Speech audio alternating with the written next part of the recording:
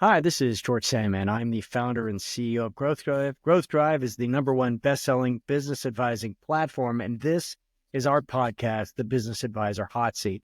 Now, in the hot seat, you're going to hear from industry leaders, thought leaders, your colleagues who are going to share tips, techniques, war stories about building a thriving advisory business based on delivering client wins. We're going to get into it. We'll get into it about the Growth Drive methodology, the Clarity software, what we see out in the world, so much more than just the system. And I'm also the author of The Growth Driving Advisor, which is based on over a decade of being an advisor to advisor, working with you and your colleagues, helping them build their practices, helping them through client engagements. And it's really proven strategies for leading businesses from stuck to best in class. Check it out. So strap in. We're going to light this up. Here we go. Our guest this week is Eric Owen, founder and president of Oak Hill Business Advisors. Eric is what we call an exit doer. So he can work with a client to really discover their deep intentions, create a plan to get there, and help them execute that plan. Eric is a rare bird in the exit planning community. He's an exit doer, and we have a fantastic conversation. So here we go. This week's episode is brought to you by Growth Drive and the C3D certification. If you're looking to expand your reach and relevance with business owning clients, whether you're a business advisor or wealth advisor, this is a certification for you. And after completing it, you will understand how to make profits and transferable value M&A price actionable, how to maximize results for your clients. So get the details at growthdrive.com/C3D, scan the QR code, register. Listen, this is the path to building a thriving advisory business based on delivering client wins. This week's episode is brought to you by Be Ready Advisors. Enhance your business advisory services with specialized exit solutions.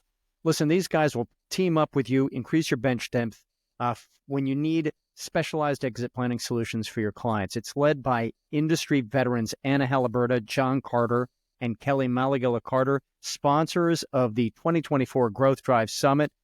Be Ready Advisors. Check them out at bereadyadvisors.com. Well, welcome, ladies and gentlemen. This week in the hot seat, we have Eric Owen of Oak Hill Business Partners. Eric, it's great to have you. You know, and you and I haven't known each other for very long, but I already feel like we're becoming good friends. I really appreciate it. And as we talk, you people out there, folks listening, are going to understand why. So, Eric, welcome. Thank you. And why don't you introduce yourself and tell the world why your clients hire you? Yeah, sure. Well, thanks for having me, George. And you're right. We haven't known each other for very long, but I feel like you're a brother already. Like you and I really connected well when we first talked and have a very similar philosophy. I think people hire us at Oak Hill for two main reasons. One, everybody on our team has experience actually doing the job. And so unlike a lot of the people out in the business world who've only sat on the sidelines and played armchair quarterback and called the shots from the sidelines, we've actually been on the field and thrown the ball and caught the ball and run with the ball, right? And so it's a different feeling when you've done that than if you've only read about it or seen it from afar. And so we think that gives our clients a huge advantage because we've seen all these things and we've done them. And so they're not unusual to us. They're not surprises. But the other reason, quite frankly, George, and the thing that we believe sets us apart even more is that we tend to ask a lot of questions and really get down to the root cause of what's causing the problem. And this is a lost skill in consulting and, quite frankly, in the business world. We tend to, in our fast-paced world, we tend to want to get to the answer really quickly.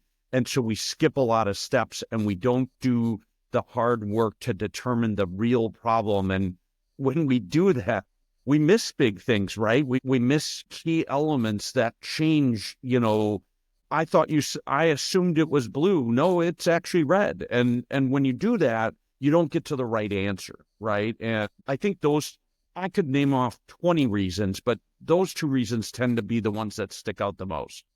Yeah, that's awesome, and I thoroughly agree. It's actually, and for those of you folks out in the audience, Eric is faculty in the C certification in 3 dimensions of growth, where Eric is participating. We haven't recorded it yet, but we're about to.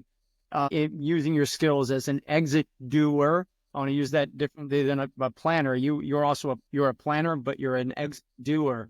And one of the things from our very first conversation, you and I are very passionate about setting clients up to deliver successful outcomes. And you can't deliver a successful outcome unless you ask a lot of questions. Yeah. You might be solving the wrong problem, right? Yeah, absolutely. It's funny, George. My dad was a doc, and one of the things he taught me, you put the smartest doctor in triage at the start because you want that person to be the one who looks at all the different variations and makes those really tough decisions.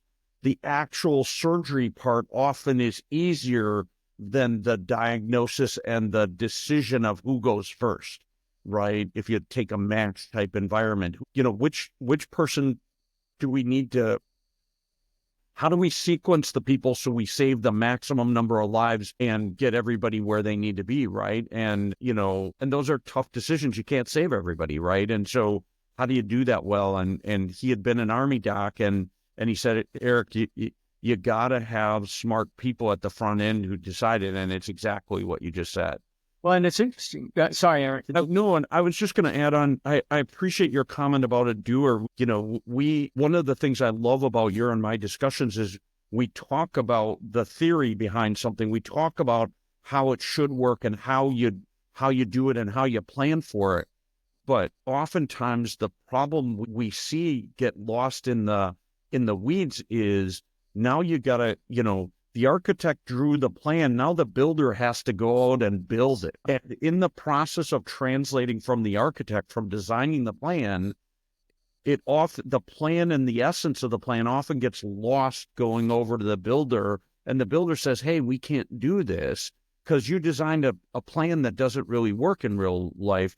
And the architect says, hold on a second, really good builders could build this. Why can't you guys do it? Right. And you get this finger pointing stuff. And what I enjoy about being a doer, George, and I think you and I have talked about this before, is that when you actually have the ability to design and to build like a design build contractor, you take all that finger pointing out, but you also design things that actually work in real life.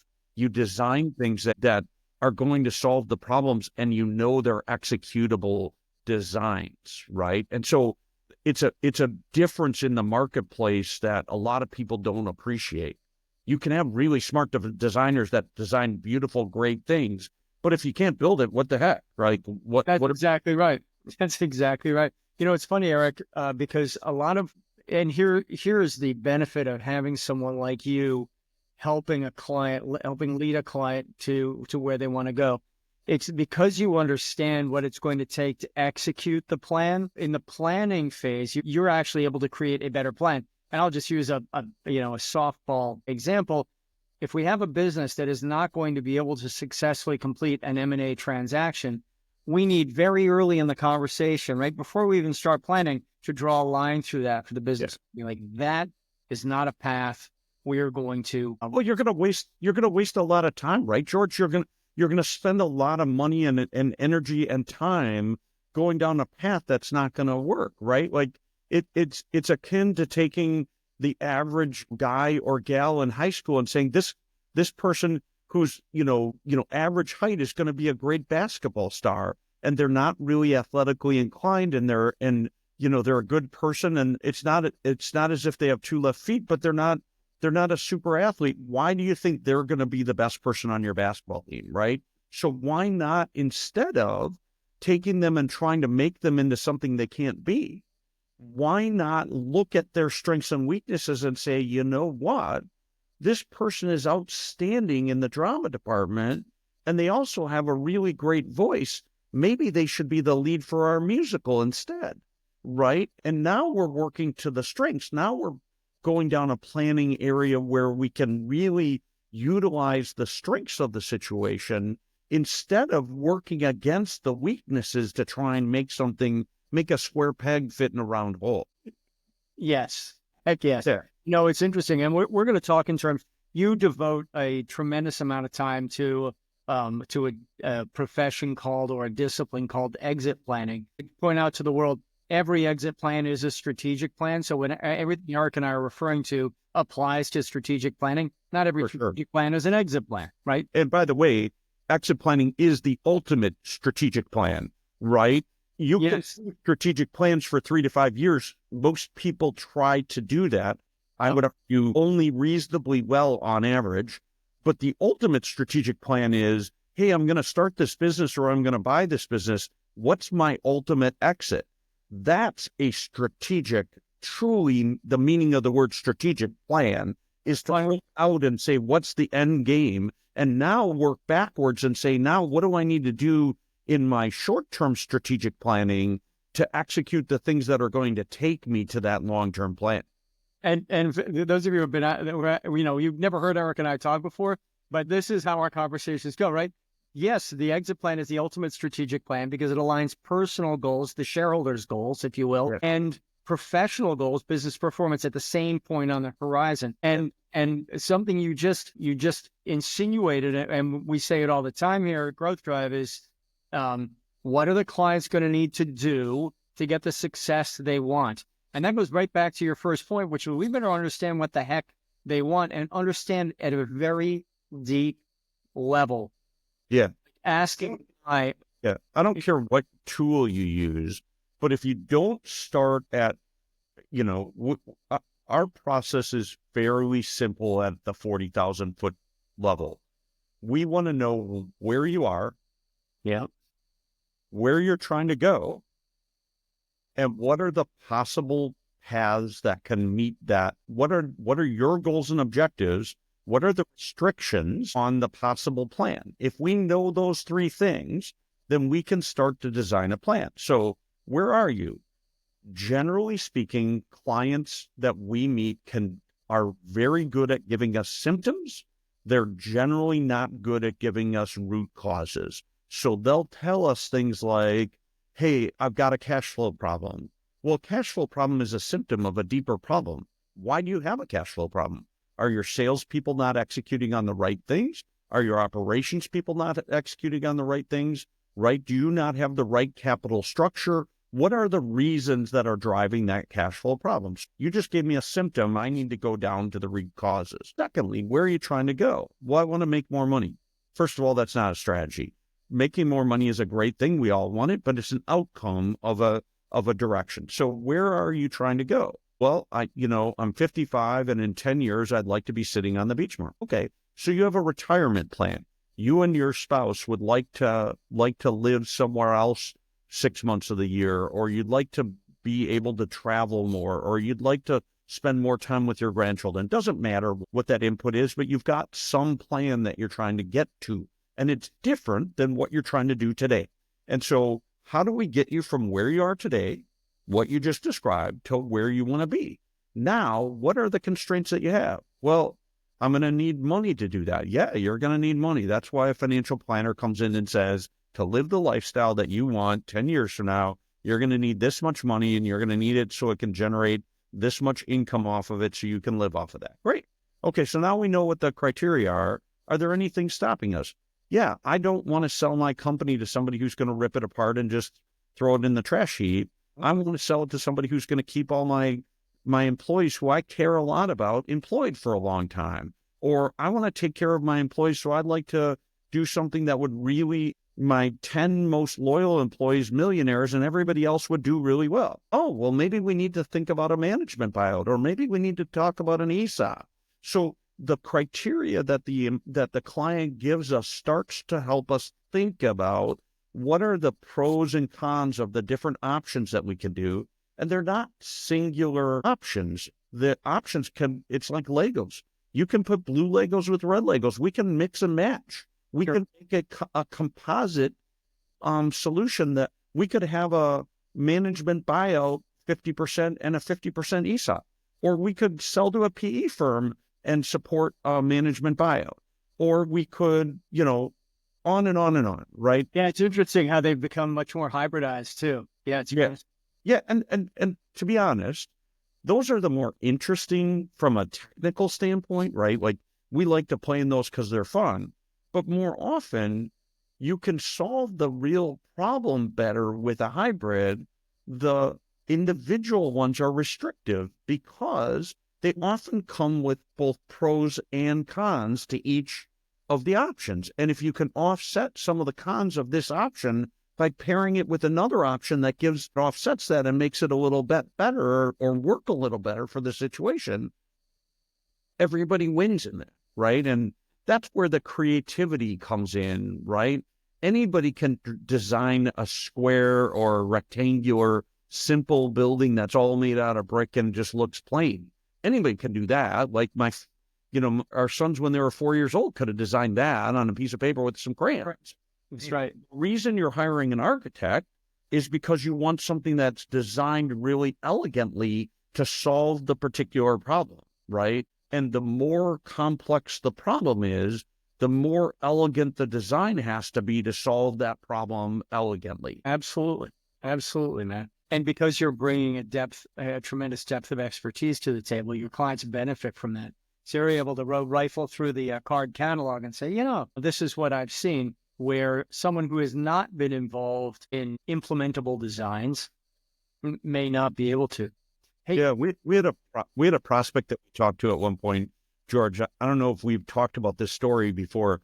We had a prospect, and they had a part of their business that they wanted to sell, and they were trying to sell it but that division had one customer, and that one customer was an outside service for the end customer, right? And so we talked to him and we said, look, of course we could maybe find a buyer for this. You're going to take an incredible haircut for it because it's a, high concentration, high kind of transaction. And we could do that, but the price is going to be low. And the rate of success, quite frankly, of finding that person, we're looking for a unicorn, right? And so we might not find the person who would take that risk and give us a reasonable price. That's a hard combination.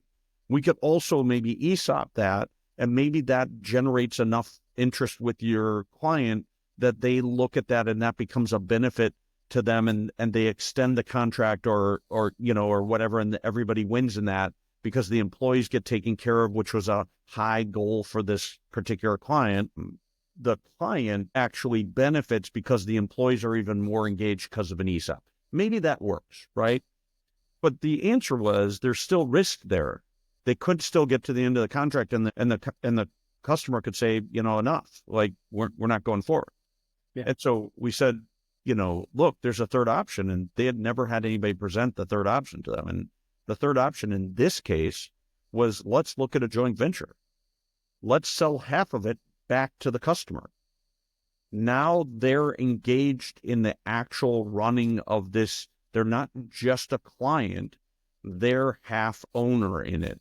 Now they've got a long-term relationship.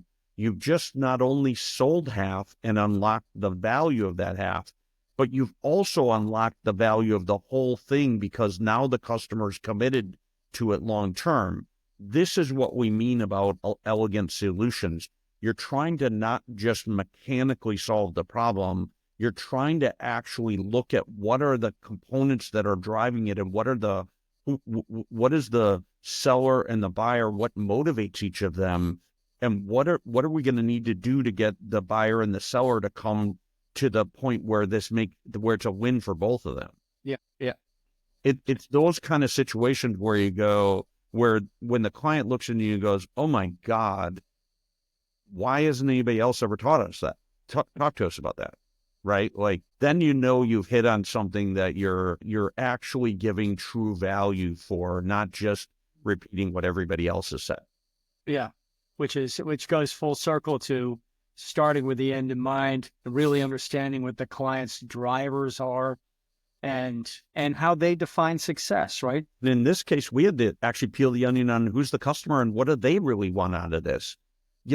Somebody listening might say, well, why didn't the client just take that resource back in? Well, the resource they were doing didn't really fit with who the client was.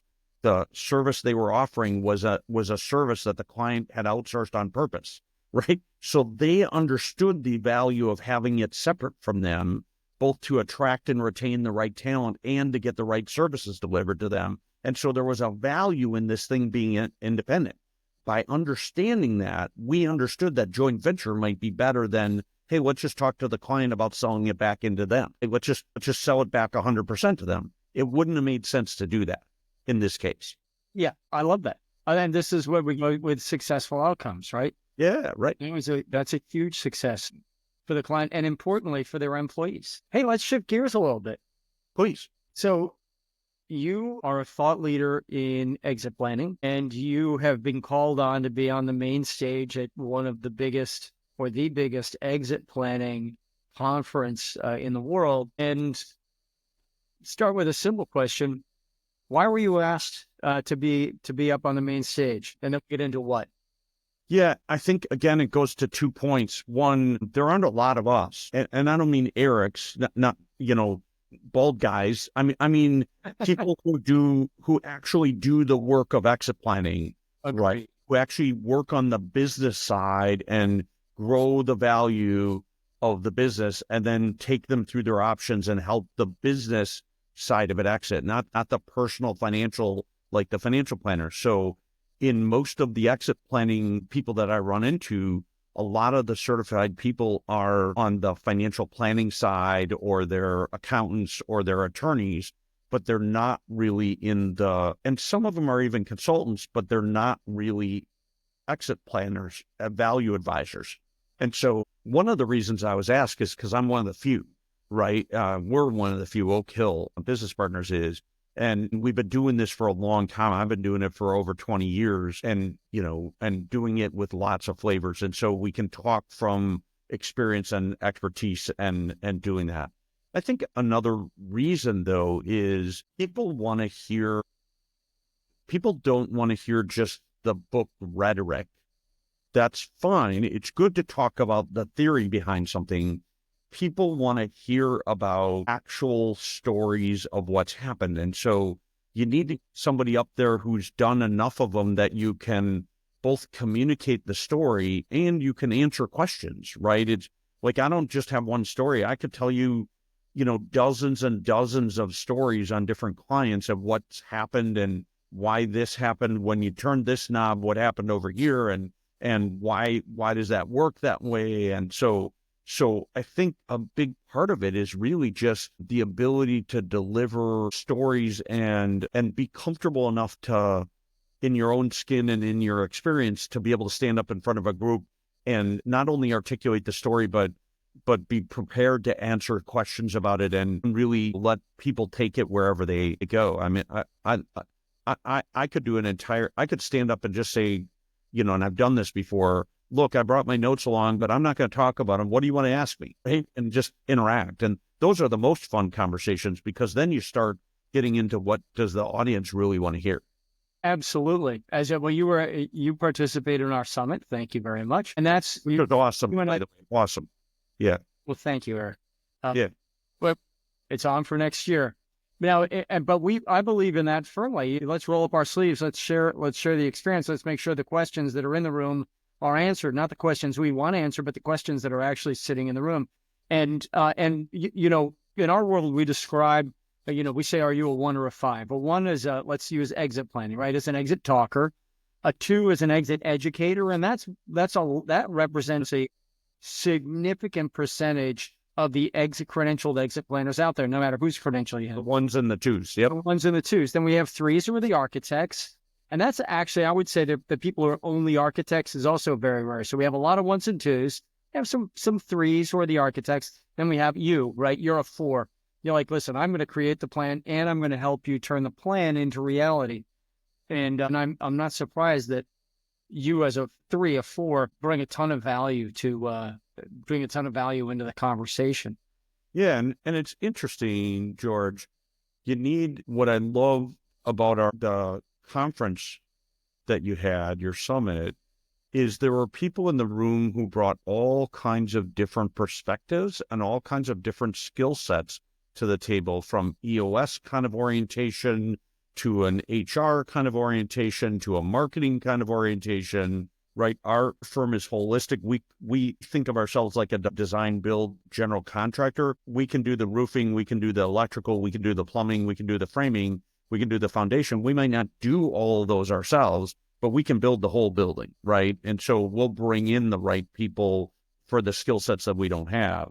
But you need all the different skill sets. And by the way, if you're building a specialized building, maybe an IT building, you might need a clean room, a manufacturing for IT, or if you're building a hosting site, you might need, some very complex heating and cooling rooms for hosting that. And those are really specialized people who need to do that part of the building. The rest of the building is easy for a general contractor, but that room might need some really specialized contractors, right? And so you need to be able to understand what you can do with your general skills and the things you do. And so hopefully you have some areas where you go a little deeper, but you also need to understand when you're out of your element. And as a generalist, you're not going to do that really specialized thing. I don't want my internal medicine guy doing my heart surgery or my brain surgery, right? Like, he went to medical school just like the other guys or gals did, but I want the neuroscientist or the cardiac surgeon, right? I want that person to be really good at what they do, and I want them to have done hundreds or thousands of them to do it, right? And you just hit the nail on the head, and that's what our friend, mutual friend Mike Garrison calls subject matter experts, SMEs. I am, another guy with whom, we both get along very well. Had some very fun times down here in Charleston.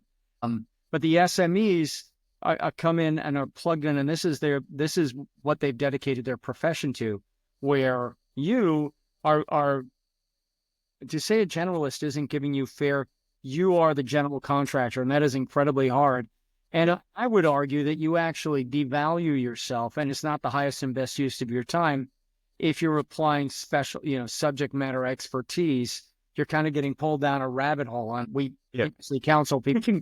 I can go pretty deep. Yeah. After 30 years of financial stuff, a CPA certificate, a CIPA certification, working for some of the biggest companies in the world, Johnson Controls, Rockwell Automation, 2 Fortune 500 companies, I could go pretty darn deep in the financial area.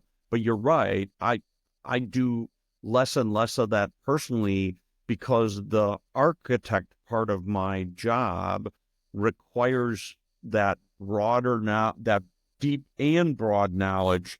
And that's the hardest part to do in a job, is really to design the solution. Doing the solution, you have to be pretty sharp at, you got to be good at your skill set, but you can be more narrow in that area. In the design part, you need to make sure you're factoring in all the different things that come at you and be able to pull it all together in that elegant solution, right? Absolutely. And let's carry this thread forward. This week's episode is brought to you by Be Ready Advisors.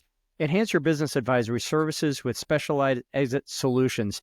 Listen, these guys will team up with you, increase your bench depth when you need specialized exit planning solutions for your clients. It's led by industry veterans Anna Haliburta, John Carter, and Kelly Malagilla Carter, sponsors of the 2024 Growth Drive Summit. Be Ready Advisors. Check them out at bereadyadvisors.com. Often, when we are executing a design, we'll break things, right? And we need to stop and have the wisdom to stop and reanalyze the situation and say, hey, things have changed. We broke something. The market has changed. A key employee left, what have you. And we need to analyze the situation again and then true up our plan to make sure that we keep moving forward. For sure. So intentionally break things, George, right? Yep. Sometimes a contractor comes in and builds a temporary wall to hold up the ceiling because we're going to knock down the load-bearing wall, right? And so sometimes we're intentionally taking out something that you're like, boy, you're taking down the main wall. Yeah, we are, because we need to rebuild it in a different way. And to do that, we got to build this extra wall that we're going to take back down again. It seems like a waste, but it isn't a waste, because if I don't hold up the ceiling, it's going to cave in, right? Absolutely. And purposeful design, I found, and I'd love to hear your thoughts on this. When we talk to clients, rather than planning, let's talk to them about redesigning their business so that it can serve their goals. We need to this is a well understood exercise. It's not easy, but it's well understood. And we're going to redesign your business. That's what private equity does every day, right? They show up, they fix what they've identified as broken, they redesign the business, and then they sell it upstream. And I was actually going to pivot a little on this 30 seconds ago, but this is exactly where I was going to go, George. This is what I appreciated in our first conversation, and I've appreciated getting deeper and deeper in your and my conversations. It's what I really appreciate about Growth Drive. It's a tool that helps us understand where are the things that are working well, the assessment, here are the things that are working well, here are the things that are working really well, here are the things that aren't working so well. And what's holding us back is not the things that are working really well, obviously. The things that are holding us back are the things that are underperforming in that overall 24 segments that we look at, the three segments, each with 8 characteristics, right? And so as we start to look at those segments and start to understand where we're underperforming, if we can move the needle on those underperforming ones, we can bring the person up. Look, you're a great at dribbling, and you're great at passing, but your shooting is not so good on the basketball court. If we could get you to shoot better, or boy, you're a great jump shot, but you can't shoot from the free throw line, and you're going to get fouled every time because they know you can't shoot from the free throw line. So let's work on that free throw, and let's make you that threat that they don't want to foul you because they know it's even more probable that you're going to shoot well from the free throw line, right?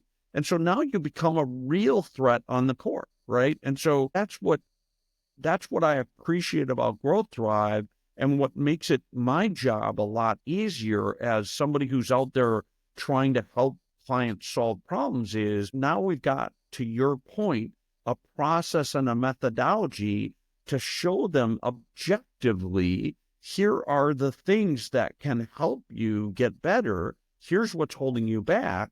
Now, if we can make improvements to this, and we can show you what that improvement, not only what it might be, because we can tear that area apart a little bit, but we can also show you what that would be worth in value. If you this, your income would go up, and therefore and maybe your multiple would go up, and therefore the value of your company goes up. And now we've unlocked value because we've gotten you in a position where we can identify the things that we need to fix to get you to that value.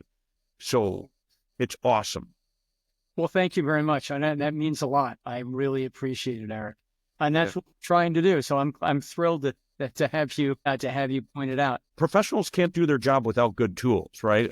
I can be a great race car driver if I can't if my car never works, or it's always in the shop. It isn't as fast as everybody else's car, or as nimble. Then I'm not going to win races. And so we all need the right tools, George. And this is becoming a great partnership from my standpoint, because I already knew how to do the job. I just needed the right tools to do it with. Well, thank you, man. And we're going to have some fun. Well, we're already having fun. I know I've seen the line behind you, and I'm going to leave that topic alone. This is a dangerous room. There's bottles on all sides. I had a Pinot Noir last night that I'm going to be thinking about for a while. Anyhow, I'm not going to go down that rabbit hole. So you're a standout in the exit planning community, and it's let's talk about where that profession may be headed. And I don't have a crystal ball, but where do you think exit planning as a profession is headed? What do you think the next evolution is? Yeah, this is a really fascinating question. Just a little bit of perspective on it, right? 40, 50 years ago, there was nothing like a financial planner. There were stockbrokers, right? That the generation or two before us went to a stockbroker who invested some investments that were over and above whatever pension they were going to get and Social Security. And that's how people retired. They retired on pension and Social Security. If you had extra money, you had a stockbroker who invested it for you. Now roll forward 40 or 50 years, we've invented the 401k, and everybody knows what a 401k is or an IRA, and they've all invested in them, and we're planning our own because, one, there aren't pensions anymore for most employees.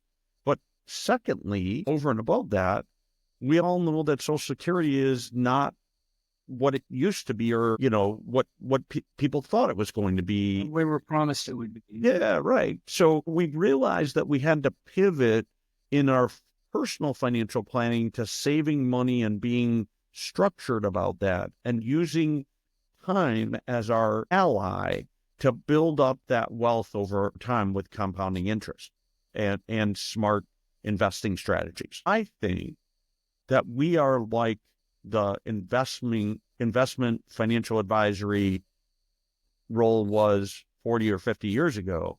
I think we're at that same place in an exit planning today. We've had succession planning for a while, which is simply hire the next CEO or the next person for that role. Succession planning is about the person. It's the successor. Exit planning is the holistic model, the financial advisor or wealth advisor that really holistically looks at everything and says, yeah, you got a 401k. You also have your house. You also have your personal investments. You also might be carrying old Ks from other businesses that you were at earlier in your career. And you might have some gold or some other non-standard investments over here. And as a wealth advisor or financial advisor, you're trying to get your arms around all of that and really balance risk and figure it out. And if you have a business owner as a client, that business owner has over 80% of their wealth in their business. It's not in the investments or the house or all the things that you see as regular traditional investments. Most of their investment and their risk is over here. And they're doing that for a reason, because they believe in themselves, they're betting on themselves, and they're getting a great return on it, generally speaking. But to help a business owner is a whole nother level of stuff, because there's obviously a concentration risk in their investment portfolio, but generally speaking, it's one of the best returns they get overall as a business owner, because they can grow that business, and through a relatively small investment, they can make a large amount of money. But now we got to turn that person who has been looking at their business and running a business, and that's all they've been focused on 60 plus hours a week for the last 30 years. And this is their baby, and it's all they think and think about all the time. Now we got to turn that person off and say, you're going to step out, and now you just got to switch that switch off and go sit on a beach somewhere and read the paper. And we have to deliver the news that you need your business to be immortal. So let's say that you want to sell it to a third party. We need to communicate to them that we're going to pluck you out, and the business is going to be even better.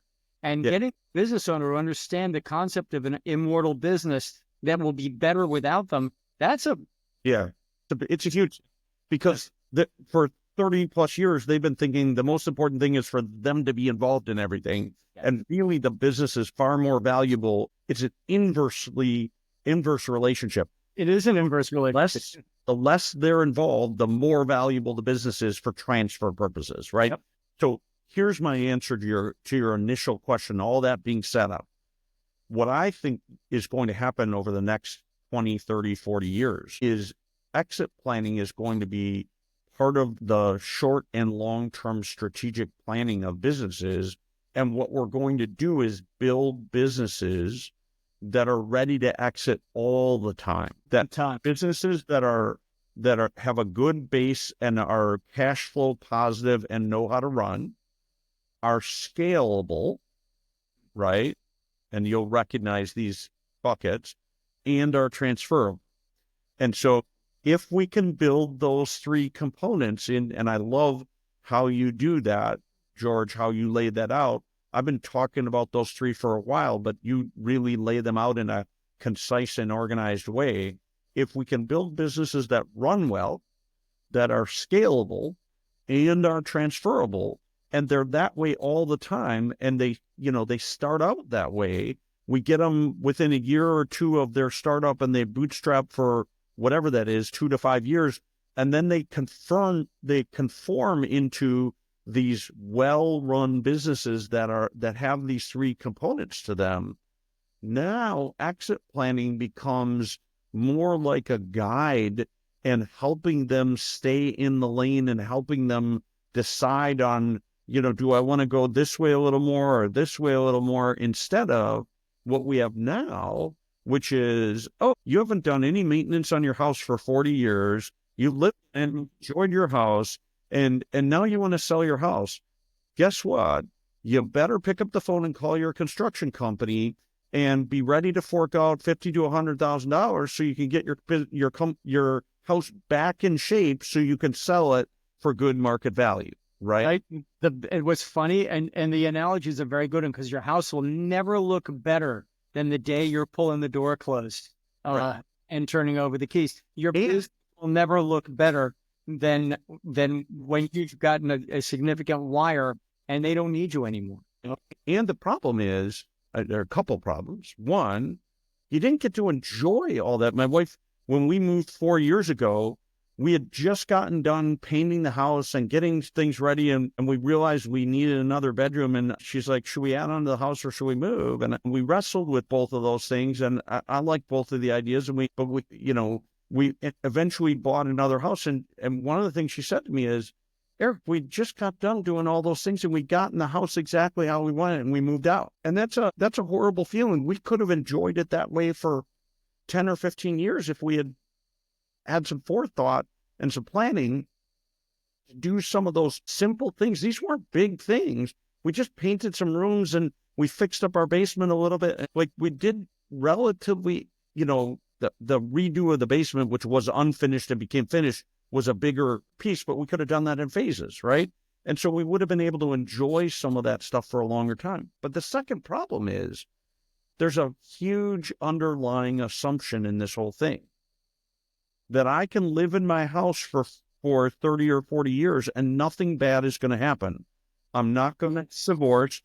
I'm not going to die. I'm not going to be disabled. No bad thing is going to happen to me. And I'm going to be perfectly healthy in 40 years and ready and able to invest my $50,000 to $100,000. These are a lot of assumptions we're building up here that I'm going to be able to do all that and then get the maximum value out of my house.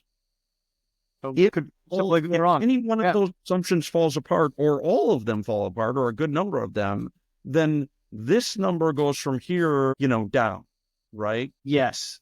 And you just hit on the incredible confluence, the synergy between you as an exit doer, you as a profit and value growth driver, pardon the term, and a wealth advisor who doesn't want to do, frankly, and is prohibited from doing a lot of what you do, but they bring something important to the table. And this is what caused us to create the new continuity risk analysis. Is your wealth advisor brings some very sophisticated advanced planning, the ability to develop and deploy sophisticated compensation that a lot of our clients have never heard of, right?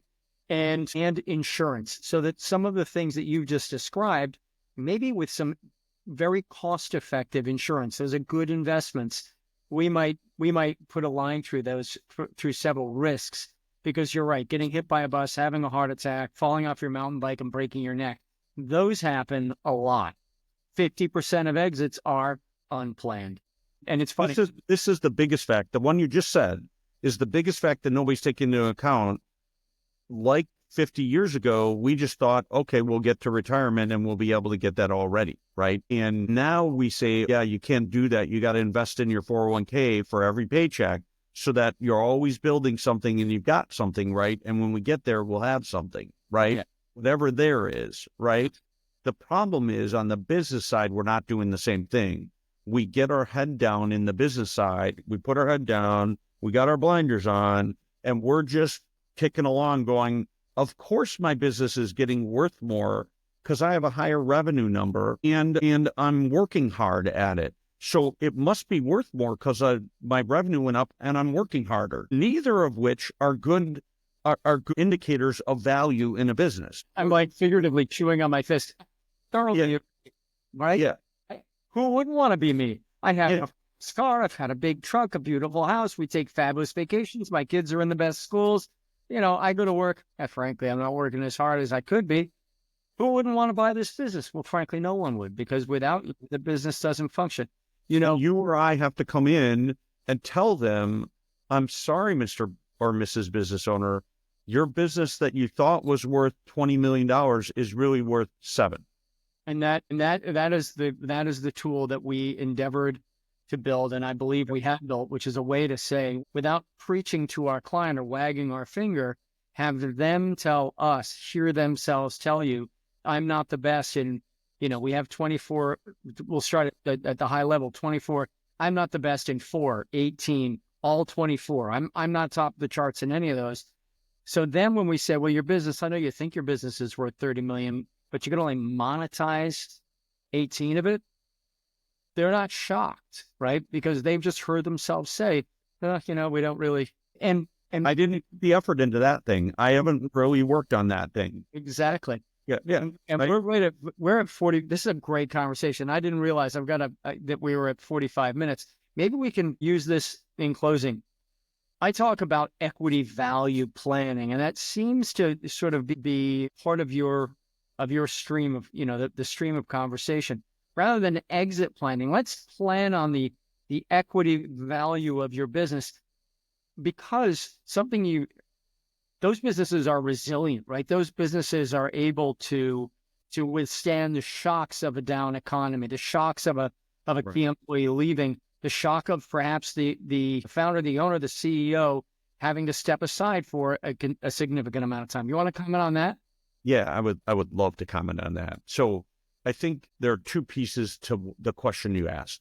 One is, I listed off some things like death, divorce, disability before, right? What we in the industry call the 5 Ds, right? That we could go through, right? And those are all things to think about. But another component of that is we're often not self-aware enough to see where the other stakeholders are looking at risk. So let me, if you can indulge me for just a minute or two, George, the one of the concerns that I try to express to people is, how are people seeing you? George, you're 75 years old and you're still running this company. Do you think maybe your employees or your customers are starting to ask the question, what happens if George isn't here anymore? Do you think that maybe they're starting to weigh their risk and reward portfolio and say, does this make sense for me to stay in this risk position? You may actually, George, have a brilliant plan to address all that. But if you haven't communicated it clearly and don't understand it, now they're looking at saying, George just keeps getting older every year. I don't see anything changing as an employee. Maybe I want to go somewhere else, because if George falls over and dead tomorrow, I'm screwed, right? And so we don't think about those other stakeholders. Now, George, I'll just throw one stakeholder out that we almost never talk about. Spouse. Yes. That spouse thinking. I've heard conversations in my career where the spouse comes in the room and says, hey, you said that we were going to do this for 5 more years. You were going to do this for 5 more years. And then we were going to travel here and we were going to buy that house in Florida and we were going to spend 50% of our time there. It's been 7 years and we don't even have a house picked out yet. And I'm starting to get tired of hearing it's going to be 5 more years. I want the house in Florida that you promised me that we were going to hang out at. Right. And right. I mean, there's a whole, so that's the half of it. We're not thinking about the what other people are seeing that we're not paying attention to. Because quite frankly, I still think of myself like that 25-year-old guy or 30-year-old guy who, can play tennis anytime he wants or run a marathon if I feel like it tomorrow. And I'm not. Right. And we all think that way, right? Yeah. One day I woke up and I'm knocking on the door of 60. I'm like, what in the heck did happen? Your point is 30 years ago. And that kind of, every business is a family business. And that to wrap our conversation back to the beginning, when someone skilled like you with experience as you have sits down and starts the conversation with the client before we bring out any tools, measuring tapes or anything, And that conversation is, listen, we're going to dig in. What is this business? Must it deliver for you and your stakeholders? And let's carefully define those stakeholders.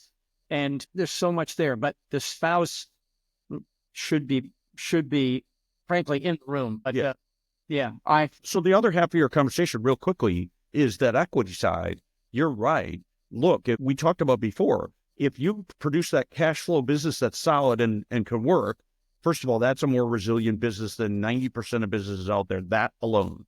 Now we produce ones that's scalable and we start scaling it, but it's got that base and it's scalable. Now you're in the 95th, 97th percentile, right? And now you add to that a transferable business that has all the characteristics. It has financials that make sense, that somebody would come in and go, yeah, that'll pass due diligence. It has all those characteristics that it's actually somebody would buy it. Now you've got something that can weather the storm. It can weather the storm because it's going to outperform all the ones that aren't set up with cash, don't have healthy financial statements that can weather a little bit. They're living paycheck to paycheck or they're living, whatever. And so all those aspects that we're doing in a business are good for the long term as well as the end state. And if you're doing that all along, then when the bumps come in the road, when the COVID strikes or when Great Recession strikes or, a smaller bump in the road, now those smaller bumps in the road, not only can you weather them and other people can't, but often what happens is these smart businesses are prepared to take advantage of the opportunity. Everybody else is selling because they got to sell off their assets so they can keep their head above water, right? They're throwing stuff out of the plane so it keeps flying, right? And I almost envision you flying in the plane below them, George, and you're catching all that stuff going, good. We have plenty of room in our plane. Like, I'm going to catch that and I'm going to use that and I get to keep that now, right? And you get things for pennies on the dollar when everybody else is selling to keep their head above water. And now you come out on the other side. You don't come out at the same place you were. You come out three links ahead of the other person, not only because you did better in it, but because you got to take advantage of the fact that other people had, problems and had to sell, and you got to buy things, pennies on the dollar, or acquire things, or acquire a business, and you got their customers, right? Exactly right. And we need to get together and keep this conversation going, because I desperately want to discuss the fact that exiting your business does not necessitate leaving, right? Yeah. I think that's part two, George. Exit the accountabilities, and you can go and tease it. And you can go from being the president, the operator, to being the CEO. The CEO maximizes shareholder value, to being the chairman. And you can still get your compensation, et cetera. I mean, we should do a round two. We should do a round two. I call it the other option that nobody talks about. There are a bunch of exit options, and then we forget to talk about the option, which is don't exit, but you get to step back and hire somebody else to run the business. There's a lot of meat in that conversation. There it is, especially for our generation, where I don't think you and I are ever going to retire in the traditional sense. Yeah. We're going to live on a golf course in Florida. Everything right with that. I love working. But I want to work. Maybe I don't want to work 60 or 70 hours a week anymore. Maybe I'm going to work 30 hours a week, for sure. Amen. Eric, as always, what a great conversation. Yeah. Thank you. I really appreciate this. You and I always have fun just talking, but what I love about our relationship is we don't just talk, we get stuff done. So that's right. That's exactly right. Well, we'll do a round two. All right, Eric, I really appreciate it. Thank you, man. Yep. Thank you. Hi, this is George. Thanks for listening. If you like what you heard, you can subscribe, and please take 2 seconds to leave a review. It tells the world that you like what we're doing, and it helps us understand how we can improve the show. Thank you, and see you next time.